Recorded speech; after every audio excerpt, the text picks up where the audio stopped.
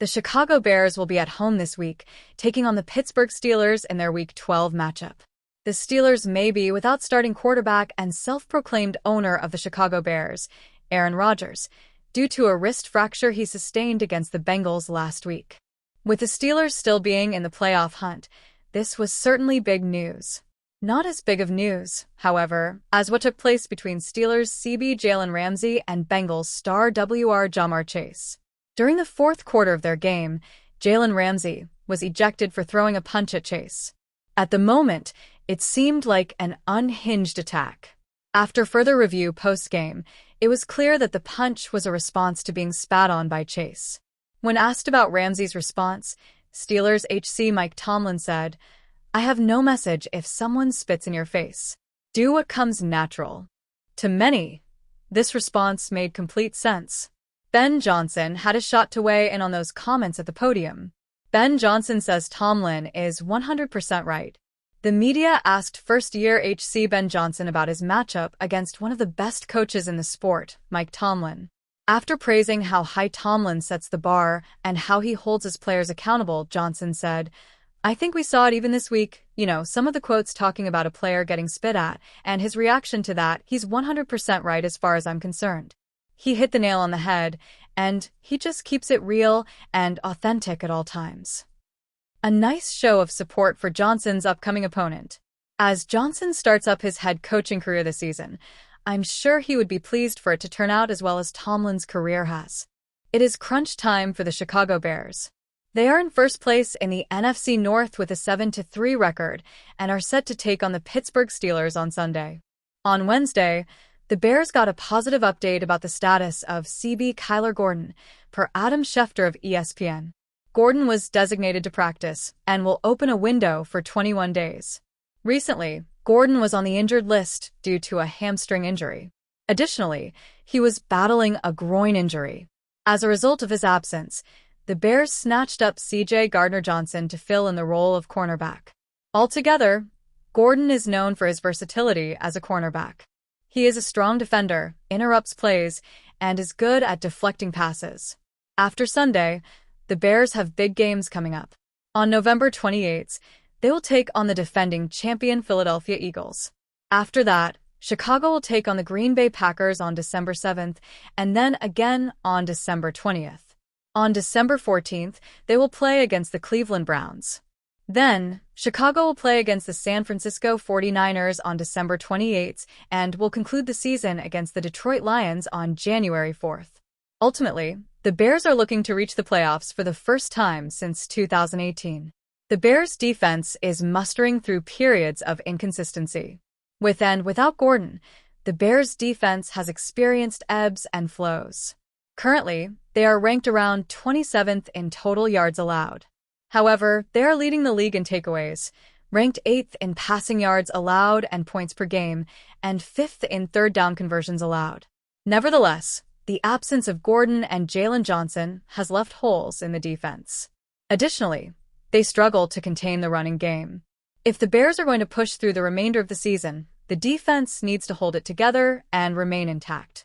The Pittsburgh Steelers are facing a critical game for their playoff hopes and could have quarterback Aaron Rodgers back in the saddle. The team announced on Friday that Rodgers would be listed as questionable for their Sunday game against the Chicago Bears. The veteran quarterback had been limited in practice after suffering a fractured wrist, but could be ready to return against a team he has dominated during his time in the NFL. Aaron Rodgers making good progress. Rodgers was able to participate in the team's final practice of the week on a limited basis, and it remains unclear whether he will actually take the field against the Bears. The 41-year-old said on Wednesday that it would come down to pain management. Rodgers added that he has made good progress toward returning, spending the week focusing on healing. "It feels better than it did Sunday, that's for sure," Rodgers told reporters via ESPN. "Was thankful to get today to work with head athletic trainer Gabe Mpanza and just focus on rehab for today. Trying to get back on the field tomorrow and see what I can do." Jacob Punturi of SI.com reported that Rodgers will likely face some limitations if he does take the field against the Bears. For Rodgers, the main thing is about protecting that injured wrist and working through those challenges, Punturi wrote. "If he does play, He'll wear some type of bracing to protect that wrist, but how will it hold up over the course of the game? Not only that, but will his ability to move and command the offense be impacted negatively by whatever precautions he takes? Rodgers hinted at those limitations, telling reporters that he was still unable to go under center during practices this week. "I would say it'd be more difficult to take a snap under center than to catch one in the gun," he said. "And there's been times in my career where we have adjusted and gone to some pistol sets if we need to still keep the spacing on the run distribution between the halfback and the quarterback, but the goal would be to take snaps from under center." The Steelers at 6-4 are just one game ahead of the surging Baltimore Ravens, and a loss to the Bears could drop them out of the playoff race entirely. Aaron Rodgers familiar with Chicago. Rodgers is very familiar with Chicago from his time with the Green Bay Packers, with a 24-5 lifetime record against the Bears. The veteran quarterback told reporters this week that he's enjoyed the success he found in the Windy City and is excited to play in front of their fans again. "It's a great rivalry. When I first got to Green Bay, the Bears had the all-time series lead. When I left, the Packers did," Rodgers said. "Since Jordan J. Love has taken over, it's even gotten better, but I hope those fans can put that behind them.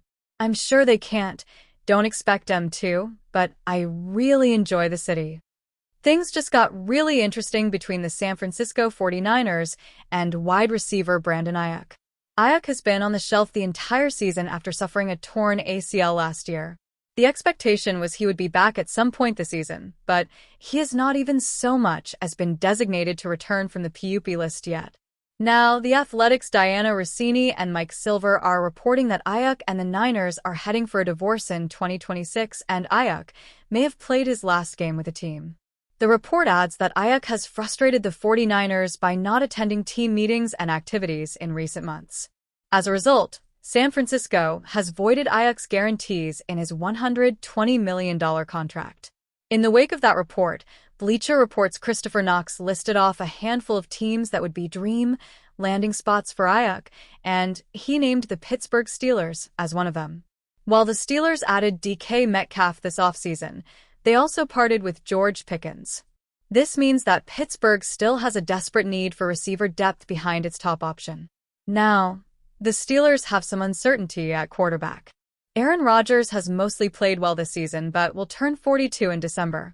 Pairing Aiyuk with Metcalf would help whoever the Steelers put behind center in 2026 and beyond. The issue at wide receiver Knox mentions has stretched back to the 2024 offseason, when the team was looking for someone to pair with George Pickens. Amid their search that year, the Steelers tried to trade for Aiyuk before he signed his long-term deal with the Niners, Silver and Rossini revealed in their report. Pittsburgh's offer included second- and third-round picks before San Francisco, and Aiyuk finally agreed to an extension that is now proving disastrous. Despite all the issues he's had in San Francisco in recent years, it's fair to believe the Steelers will still have interest in Aiyuk, although that will depend upon his health and how much he ultimately costs. After all this, the price for Aiyuk should be cheap, as no team is going to be willing to dish out big bucks under the circumstances. If that turns out to be the case, the Steelers would be wise to take a flyer on a two-time 1,000-yard wide receiver who would serve as a great complement to DK Metcalf.